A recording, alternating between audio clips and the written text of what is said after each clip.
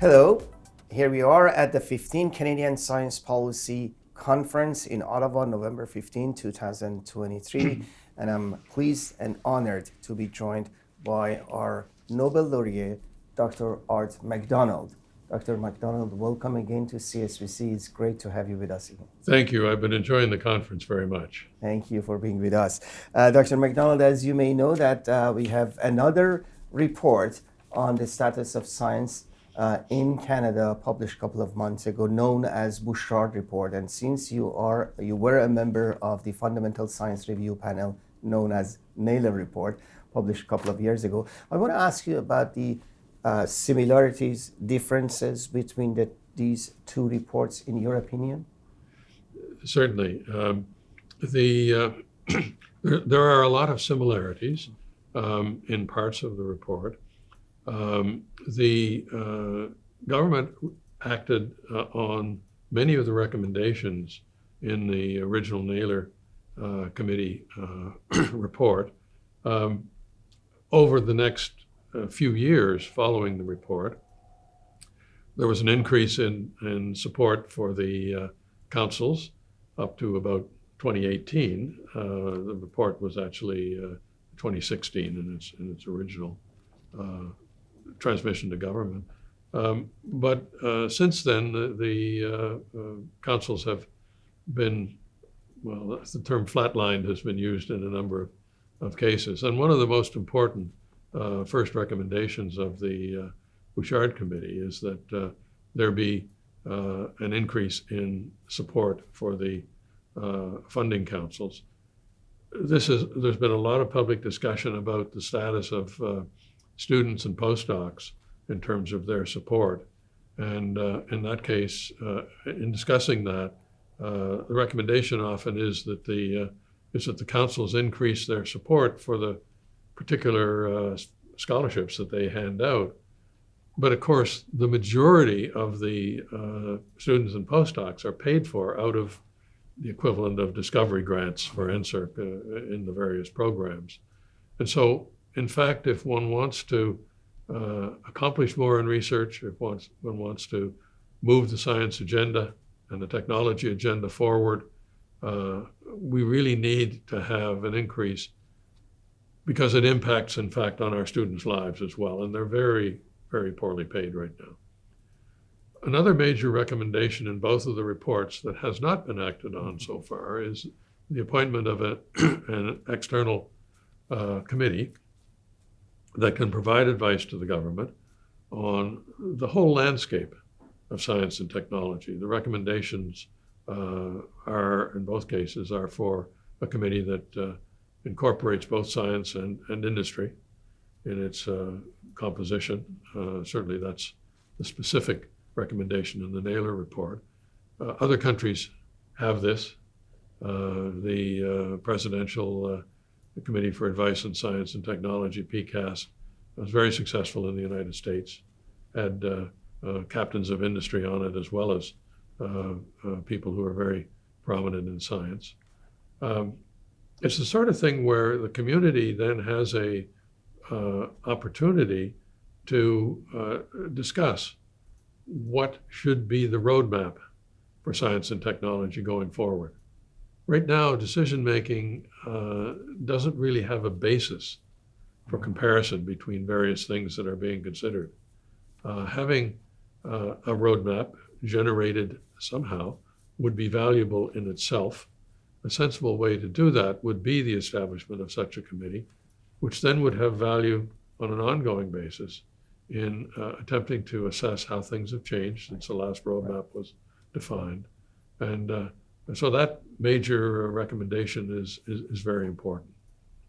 Another thing that's important to me in particular is the advice that the government take a different approach overall to the oversight on major research facilities.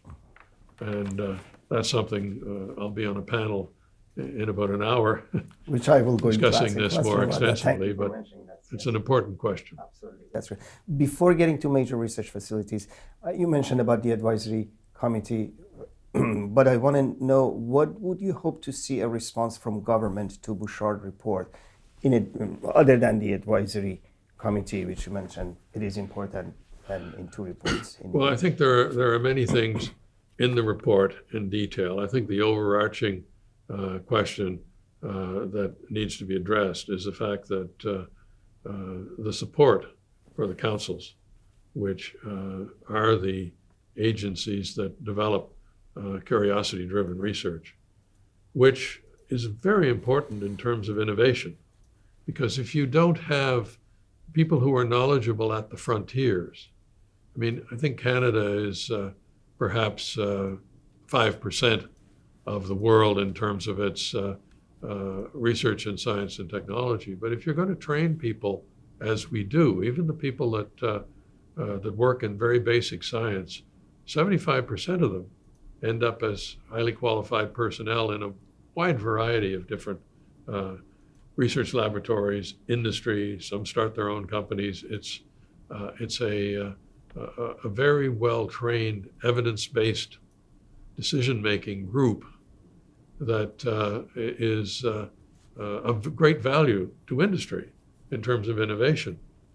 If the industry doesn't have within its manpower people who are capable of understanding that new thing that came out, that is understandable only at the basic level, in order for it then to be translated into a product.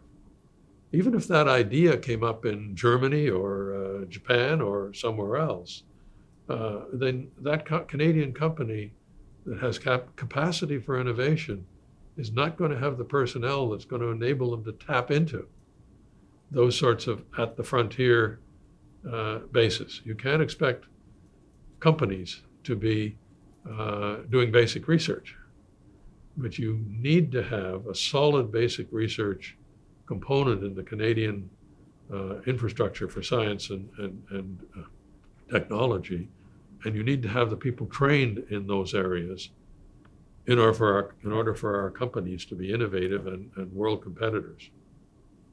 Now, I want to go back to the question about major research facilities, since very much related to your research and your work and SNOLAB that you have been involved for decades.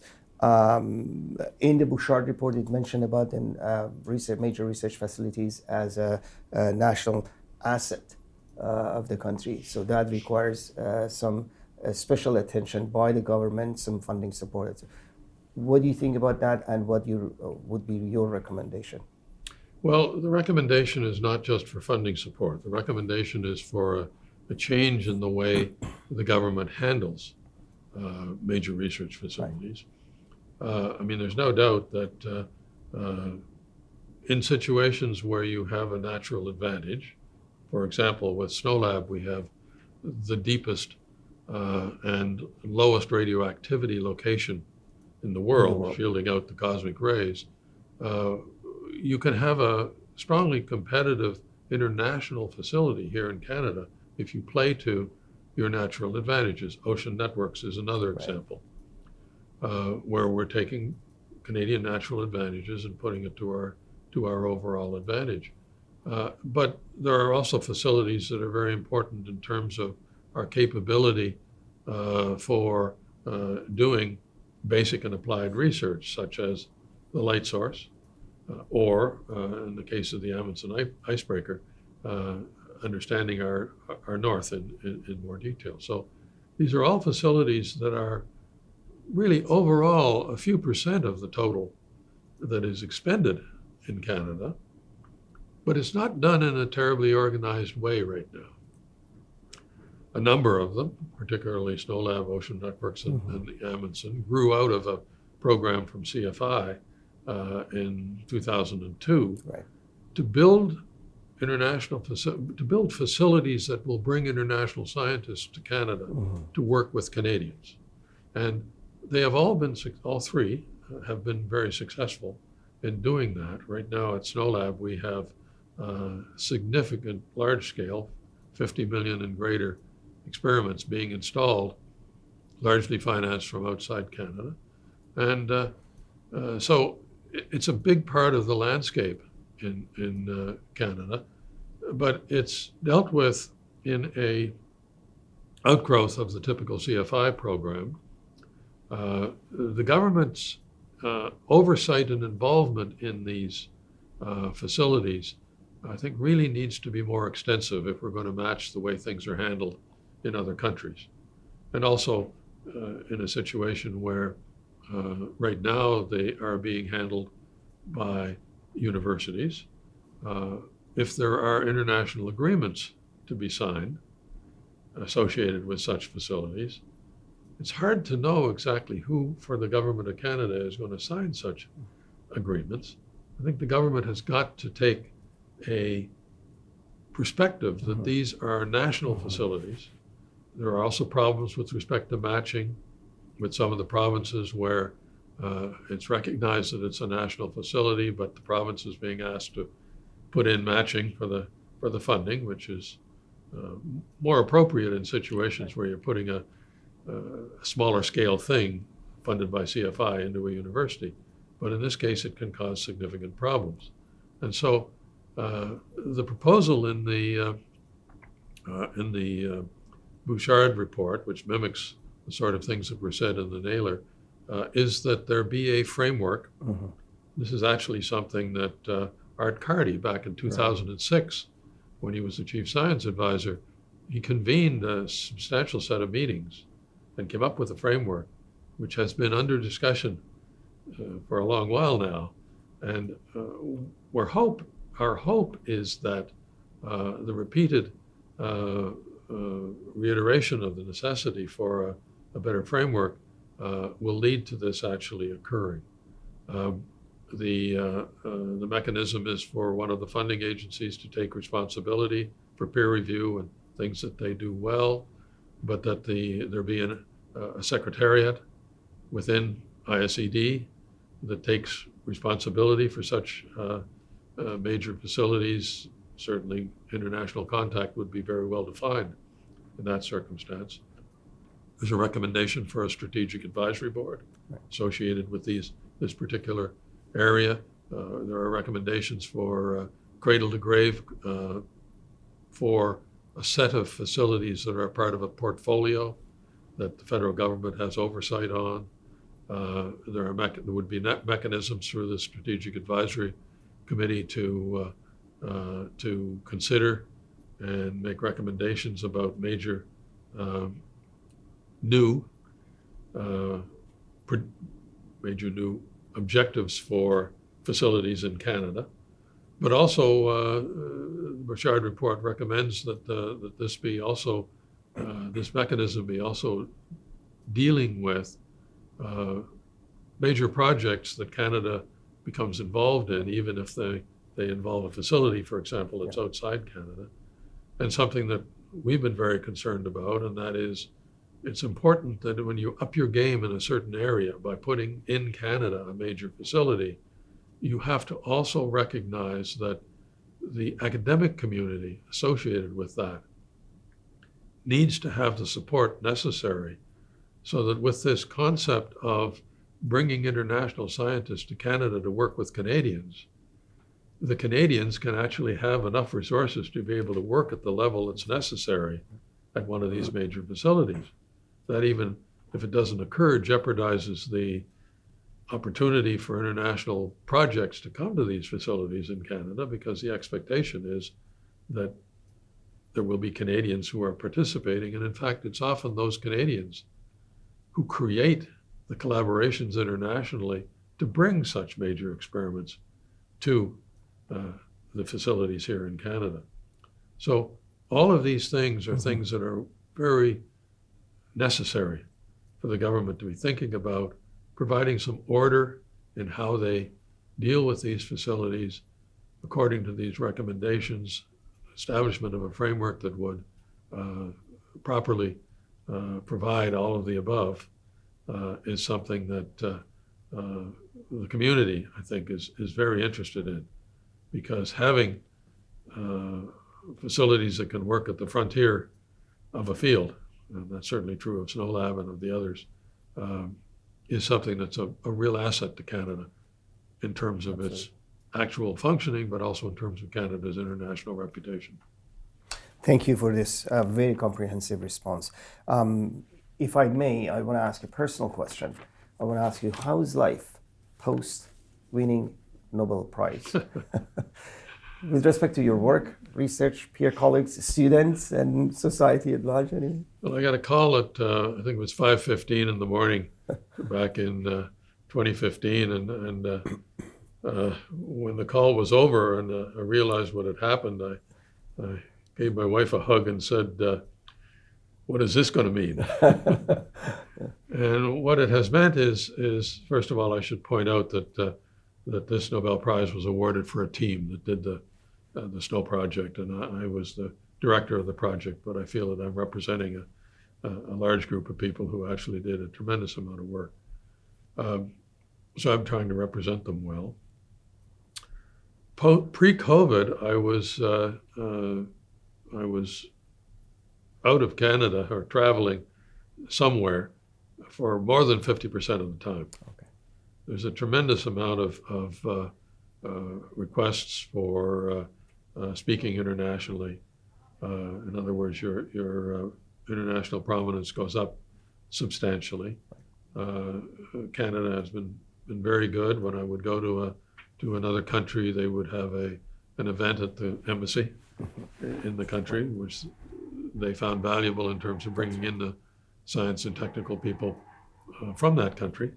And so from that point of view, I'm hoping that I've helped to improve Canada's international scientific reputation. I've been trying to do that.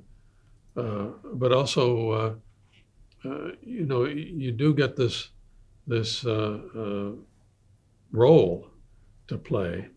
And sometimes it can be valuable. During the pandemic, in 2020, early in the pandemic, when there was a need for ventilators, we realized that our collaboration that was working on dark matter detection with liquid argon had the capacity to build a new type of ventilator, the minimum of parts, which would be aimed particularly at the ICU patients, which is where you use them with COVID in particular, adult ICU patients.